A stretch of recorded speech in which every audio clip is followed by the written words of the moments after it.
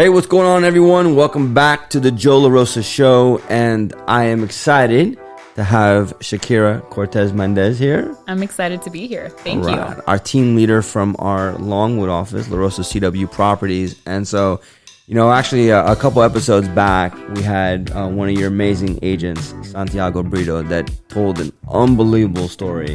Incredible. Yeah, and I mean, just a huge inspiration to so many folks out there, folks within LaRosa, outside of LaRosa, and so on. And he talked so highly of you being his mighty leader, and you were really one of the main reasons why he chose to come to our company and be part of our family. So thank you for that. I appreciate that. Yeah. That story was really incredible for me. So he called me one day back when he was at his last company, and he had just found me on a day where my family was going through some serious stuff. And I wasn't going to do what I needed to do that morning for my business because I wanted to go handle my family. It's a priority. You want to take care of your family issues first. And he said, your business is like brushing your teeth, Shakyra. You have to do it because nobody else is going to do it for you. Whatever it is with your family, you can go back to it later, but you got to do this first. And that was before, I never tried to recruit him. We were just connecting as networking individuals in the same real estate business. And I received an offer one day from his previous team, and I didn't see his name. I was like, wait a minute. Yeah. Where is he at? I was like, hey, aren't you the same thing as Santiago Brito? And that turned into, he had just gotten into the accident. Yeah. And that's how I found out. And it just blew my mind. I couldn't believe it. I was like, life is so fickle. I talked to my broker, Carlos, about it. And I was like, Carlos, look what just happened to my friend, a friend I had never met in person. This was just Instagram networking and connecting. And when we finally heard that he was okay, I was like, oh, God, you did this. God did that. So that was incredible. But when he called me to say that he wanted to be a part of LaRosa, that's awesome. My mind was blown because we were just very like-minded individuals. It was never an effort to take him from where he was or to do anything like that. We just really genuinely connected. Yeah. So I'm very proud of him. Very proud of him. Well, we are too, and he has an amazing story, but you have a pretty amazing story yourself. So, we were talking kind of, off air before we started recording today, and I was just kind of myself kind of blown away. So why don't we kind of go back and tell the audience kind of, a little bit about, yourself and kind of how'd you get into real estate, and then kind of how you've been able to kind of evolve now as one of our leaders at the Longwood office. Yeah. So I was a flight attendant for many, many years, and I loved it. I always got to travel. It was like vacation for free. It was an incredible experience for all of my life. But you spend so much time with people that have been with the company 40 years, 50 years, and they all tell you, if something were to happen, we reference back to something as major as September 11th. If something were to happen, what would you do?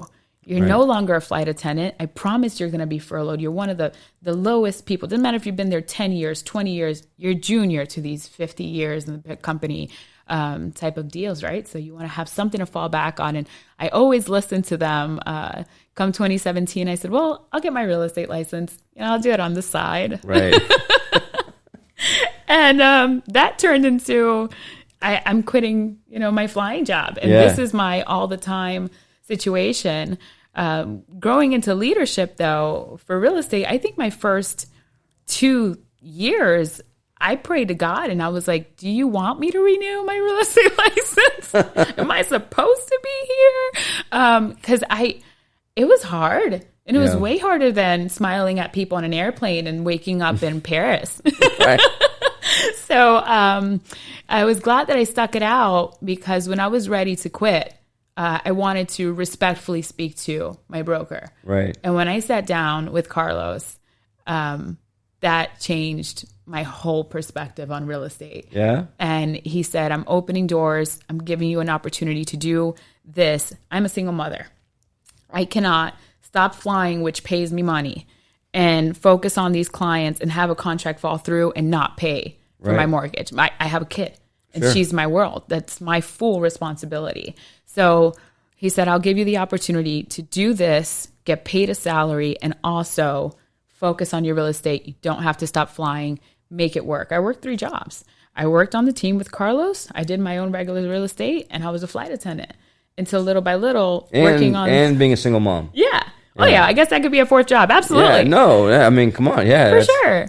Until I was able to grow on the real estate side enough that I didn't need to fly anymore. Right. And then of course, pandemic happens. We get furloughed, and I dove into 100% real estate. Around that time, or a little bit prior to the pandemic, November, before the pandemic in February started, we lost a big staple in our office. And, I just kept filling myself wherever I could fill to help. I was even interviewing people for the position that I'm in. Right. Okay. And the more no's we got, I was like, well, it can't not get done. It has to be done. Yeah. Doesn't matter who doesn't want to step up. Someone has to do it. So I'm going to keep doing it just for now. Yeah. Until somebody comes in. And that grew into, I've been the branch manager of our office since 2020. And I love it. I love every single bit of it. Yeah. There's nothing I'm more passionate about than connecting with people and helping them reach their goals. Yeah. Because if it wasn't for Carlos, if it wasn't for Pedro, which was my coach in the beginning, I wouldn't have made my goals. Right. And I needed that. I needed the people to say, yeah, you can do this. You know you can do it. But here's the path. This is what you're not seeing. This is what you're missing. And here's the opportunity to not have to be on an airplane 18 days out of the month and not spend time with your daughter and not grow your business the way you want to. I'm going to open the door to freedom. Right. And those opportunities don't come, they're not everywhere. That's people believing in you. Yeah. And that's something we offer our agents. I want to be the person that tells the agent, I believe in you and you can do this. And here's how. Beautiful. Yeah. So I'm really thankful. Yeah. Because this changed this wasn't in my plans, I promise. I just wanted to make it a side hustle. So going back to that conversation with Carlos, because Carlos is one of those, he's an awesome guy, man. He really is. I love him to death. I mean, when I said that, I wanted to go public and, I first announced it to all the different broker owners and all the leadership within the company, and everybody came to me and was kind of like, wow, like, man, how are you going to do this? Mm-hmm. Carlos was the only guy or gal to come up to me and says, you know what, how can I help you do this? Absolutely. And that really kind of shows you what kind of leader he is. But going back to that conversation, what was it like? I mean, like how did it change everything for you? So I went to him to say, I'm leaving the company. Right. It's not your fault. You've been so amazing, so incredible. So you were on the brink of I said, I'm done. Oh yeah. No, I mean, I talked to Pedro first. Yeah. And I was like, hey, I'm gone. I cannot do this. I went to flying. I had to stop flying that month to take care of 4 clients. Of those 4 clients, not one of them closed. Yeah. And so I wasn't making money from either side. Yeah. And I was like, how am I going to support the household I'm in and also dedicate the time that's needed to these clients? It's not possible. I can't find the balance. I'm gone. I am in Honduras. I am in Colombia. I am in... How am I going to be there and tell you it's okay? Let me review this inspection report with you in person. Let's walk this place together. Let's do this showing together. It's not possible. I can't do it all. So I can't do it. I'm going to stop trying to do what I cannot do. I need to make the money. That's all I knew. Pedro said, no, talk to Carlos first. Before you go, talk to Carlos first. I sat with Carlos. And I wanted him to know that he was very important to me, that I loved the company, but that I wasn't going to be able to do this. Yeah. And he said, wait a minute, talk to me a little bit more. What else did you do? I was a paralegal. You were a paralegal. What else do you do? Well, I've been a flight attendant for 7 years. What did you do before then? I worked at restaurants. What do you do? I'm great with people. I am great with people. People say it. I'm great with people. Yeah. I'd be a plane of 300 people. You can promise Shakyra walks out with 10 phone numbers. Yeah. That's just the way it works. And he said, okay, I might have something for you. Based on my previous experience, he gave me an opportunity to do a salary job on the side that he wasn't going to lock me into the office for. Don't go yet. Just hold on. Yeah. And he held my hand along through with our other teammate, Larissa Dutra, held my hand, walked me through being able to handle these deals, take care of my clients, not have to do it by myself, because I was on a team of 3 people, and open that opportunity for me. So, he's probably going to kill me for saying this right now. He might kill me for telling the story. But this is kind of an example of like paying it forward, right? Yeah. So there was a time, and I don't remember exactly when, but he was actually, which I thought was crazy. He had kind of volunteered to oversee an office for us that we were opening up in Tampa. Mm-hmm. And the guy lives here in Orlando. I'm like, dude, how are you going to do that? Oh, no, I got it. And, he was very, he's very professional. He had, built up a nice little setting up over there. And we had a couple of different meetings. But end of the day, I mean, look, the numbers just were, they weren't there. And, his area was of really specialty is here, right? This is his own backyard. Yes. So I actually brought him in. Shame on me. I brought him in to actually like let go of him. And not let go of him altogether, but basically say, hey, listen, you can't be a branch manager for us anymore, and so on. And I remember we sat down in this meeting, and he did something that literally just like that. All of a sudden, I was like, man, what the hell am I doing? Like I saw all of a sudden like his potential in his other area, and I said, hey, what about if we do this instead? And it wasn't planned, and I was planning on just kind of like being professional about it, letting him go, and everything else. And he has been a tremendous. When he took the option that we gave him, he made it so damn successful that, sure, I mean, it allowed us to be able to, bring in folks like yourself. And so, I mean, it keeps paying itself forward. So, hope you don't mind that I said this, Carlos, but I'm trying to say it in a good way. I bought my house. This is really bad. My first year of real estate, I was a miss. I had no training. I had no help. I was not originally at La Rosa. I started my real estate career in Miami. And not to say anything about our previous burglar, but I had no assistance. Right. So I purchased my house in Orlando with a realtor, having my real estate license, and gained absolutely no commission. Also, my brother purchased his house that same week. And I got absolutely no commission because I had no idea what I was doing with my real estate license my first year. When I went to go sign my paperwork, the agent was a La Rosa agent with Carlos. Right. And I was downstairs, pregnant, back when we had a downstairs office. And I watched that agent, who was fairly new, and she asked Carlos a question, and he came in, he helped her, he opened the contract, he went over everything. And I was like, oh my God, this is what I need. This is where I need to be. And I was like, this is your broker. And she said, yeah. And I was like, wow, I've never seen a broker so involved in my life. Yeah. I've never seen somebody so patient, take the time to actually walk you through and help you with this deal. And I walked out so impressed. I didn't join for a few months because I had to have a baby and be a mom. But when I joined because of Carlos. Right. Yeah. Just awesome. Because of who he was. He never looked at me and said, hey, Shakyra, you got your real estate license. You should come be an agent. He let me be and buy my house. Yeah. Yeah. But that's all it took. Sometimes being who you are and doing that well is what's going to bring the people your way, which is what happened with Santiago as well. Yeah. So let's dive a little deeper into like your own personal life, because since you mentioned Santiago again, obviously he was he has been a huge inspiration to all of us, but yes, you're also pretty inspiring yourself. Kind of as you mentioned before, all the different things that you were doing, different hats you gotta wear and so on. But tell the audience a little bit about some of the kind of personal challenges that you have been able to kind of overcome and be able to kind of just fight through, and become. And by the way, one of the things that we didn't open up and say, Shakyra is actually a Blue Diamond, member, right? So within La Rosa, what that means is that she closed, right, as a single mom, running an office, right, wearing multiple hats. She closed over $6 million in sales, or over 20 different sales transactions. So that's like impressive. It's a very, very exclusive club that every year we get people fighting over trying to be able to be in this club and saying, wait, you didn't count this transaction. Well, that was the year before, and so on. But tell the audience a little bit about kind of like, some stuff that you've had to deal with, on a personal side, and how have you been able to kind of like stay focused? Yeah. So I was 13 when I was taking a test in middle school, and I looked down and I couldn't see anything at all.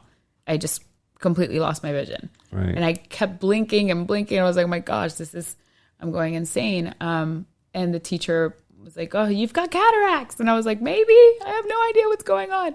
I was scared to death. But either way, I got diagnosed with multiple sclerosis at the age of 13. Mm-hmm. I've lost my vision since then twice, my hearing once. There was a time after I had my daughter where I couldn't move my whole left side. I was facial paralysis on the left side of my face. To maintain that after 9 years of being on no medication, I prefer not to take an Advil if I have a headache. I'd rather drink water and have a green apple, which is who I am. So I was on no medicine for 9 years. Wow. And I decided that I had to do it after I had my daughter. So I was like, oh, can't move the left leg, face is all skewed out. I want to take care of this in a different way. And doctors, maybe they can help me. So I've been on chemo for a few years now. Every 6 months, I get a chemotherapy treatment. It's called Ocrevus, and it maintains my health as well as me staying active. I kickbox, I cycle. I did 23 miles yesterday. I'm proud of myself. 23 miles of what? Yeah, I'm cycling. Oh, wow. Yeah, okay. Indoor cycling, not outside. The sun is incredible over here, so I don't want to kill myself with sweat. But yeah. So I have to stay active myself. But that condition did a lot of things for me when I was growing up. I missed a lot of school and steroids all the time and gaining weight and losing weight. And that's a big deal to a kid, because I was a kid in middle school and high school. You know, you have to overcome that. You stop caring about what people think. Right. You start using it in different ways. I started volunteering at the hospital.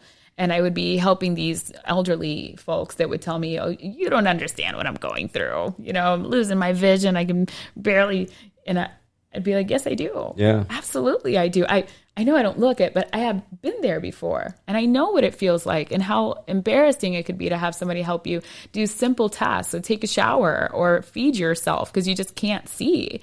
You know, I have a huge support system. My family is... wow, I'm so blessed to have been born into this family. But they support me and they have helped me grow and overcome all of these circumstances, right? So MS is nothing to play with. Yeah. And I don't feel like it's a reason to be hindered. I find that it's just a reason to continue to overcome and continue to help other people through it, whatever their circumstances may be. I get agents all the time that come into my office and have every excuse. Oh, I don't want a door knock because, you know, I have a torn ligament in my knee. And I'm not saying it's not hard. It's hard. It's not going to be easy. We weren't put here to say, here's the golden platter. Everything's going to be served to you. Yeah. This is your cards. What are you going to do with it? Yeah. And you can't say nothing. I mean, I guess you could, but it's not an option for me. Yeah. I've been a single mom since my daughter was 3 months old, and she is the light of my eyes, like the light of my life. There is nothing I wouldn't do to make sure that I'm successful for her. Right. Right. And I owe it. I owe it to my mother, who sacrificed so much to get me here. I owe it to my dad, who believes in me like nobody else. It's crazy how much she believes in me. So I'm like, oh, you sure, Dad? You know? Yeah. So I find all the reasons why I need to, and I choose to make MS one of those reasons. I choose to make any of the circumstances I've lived through be another reason why I need to do it, not a reason why not. Yeah. Yeah, you know, we talk so much whenever I do my Do It Now programs about, you know, if you really want to be able to find a way forward, right, you got to dive in and understand, like, what's the purpose behind, you know, why you're doing what you're doing.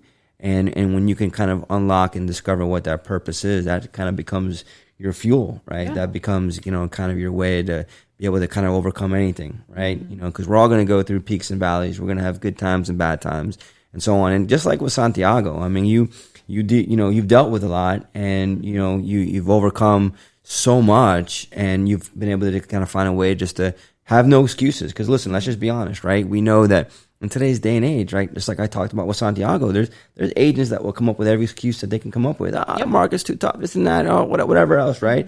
But you know what? That's all BS. That's all BS, right? And it's their belief system, not the bull, you know what? Yeah. So we can say bullshit here. We're allowed to, by the way. But, you know, still, you know, it's just amazing. I mean, you know, I think your story is just, again, another very inspirational story. And we were talking just before, again, we came on air here. You know, you also kind of went through a pretty, you know, dramatic time back in August, right? You want to talk about that a little bit? Yeah, absolutely. So the father of my child and I have been split up for a long time. She was 3 months old when I realized that he was doing drugs, and that was not something I would allow my daughter to ever have to go through in her life. Yeah. I didn't want to go through the ups and downs or anything to do with rehabs and all that stuff. So I made a really tough decision and said, this is not it.